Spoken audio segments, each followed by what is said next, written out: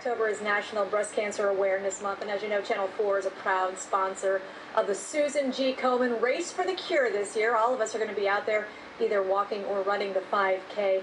Now, I know a lot of you know so many people in our area have been affected by breast cancer, and it's not just the patients. It's their families as well. Today, breast cancer through the eyes of a child. She's just a senior in high school, but already Emily Kennard has a pretty big accomplishment on her resume. She's Miss Jacksonville Team USA. As a result, she knows what it takes to be poised, but there was nothing to prepare her for the shock she got in 6th grade.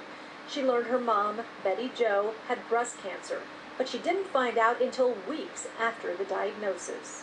She had 33 treatments of radiation and a mammogram later, and then she told me about her experience for the first time. So all this time had gone by, all of these treatments, and that's when she told you after it was all done. Yep. She didn't want to scare me. So Emily went through most of middle school not really worrying about her mother's health. But then 2 years later, they got the call. Her mother's cancer had come back, and this young girl had to go through an emotional roller coaster all over again. What was that like for you? Because 8th grade is such a rough year for boys and girls. What was that like for you? You know, honestly, my mom really didn't want to worry me too much. She was very open with me the second time that it happened, and she would tell me, everything that was going on, and I just felt really secure in it. And I wasn't as a traumatic experience as I thought it was going to be. Still, it was a tough journey. Fortunately, one with a happy ending. Emily and Betty Jo are planning to walk this year's Susan G. Komen race together. They were together through the bad times, and now the good. She's great. She's in remission, just by doing the Susan G, she's so excited, and we're going to do it together. We're going to do the race together, and it's got us closer. It really has. And Betty Jo Kennard is with us here. God bless you. Thank you for being here. How is it seeing your daughter recount the story of what was such a painful time in your life? Well, she's a very brave young lady, that's for sure. I think so many people are taken back by your story that you went through all the treatments the first time and you did not tell her. Why?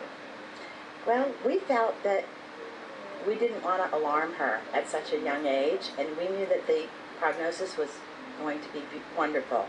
It was stage 1, and they knew that this was completely caught at an early stage, and she had just suffered the loss of her grandfather due to cancer,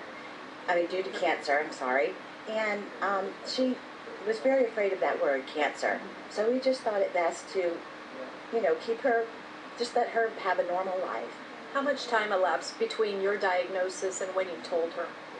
After the 33 treatments of radiation, and after... how many weeks is that? Well, that's about 8 weeks, and then I had a small surgery, and I took a vacation week from work.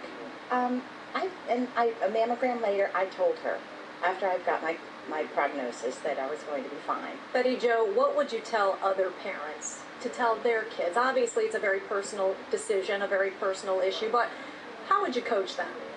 I think it depends on the age of the child. If they're too young and you can handle the situation, if the parents know that the prognosis is good, then I don't think they need to tell the children. If the children are older and teenagers, I think it would be a good idea, to be honest with them. You know this is a very valiant effort here, what's going on with the Susan G. Komen Race for the Cure. A lot of women don't have health insurance. A lot of women don't have the money to pay for a mammogram out of pocket. Please tell people why it's so important to give this morning. Because the Susan G. Komen organization is dedicated to find a cure for breast cancer. And my daughter is going to head up a walk on October 22nd through Providence High School, and she's trying to get all the students at Providence High School to get involved in the walk. And her and I will be walking in the walkathon together and holding hands and supporting and raising as much money as we can for a wonderful cause. And she said, my mom and I aren't joggers, we're just going to walk it, and that is okay. If you just want to walk it with somebody you love, please do so. We've got the information here, but please call in right now. If you can donate $25, $50, even $100 to help one woman get a mammogram, think of the good that you could be doing. The number to call is 348-6022 or 1-800-366-95. 98. Betty Jo, thank you so much for being here and sharing your life story, saving story. Thank you.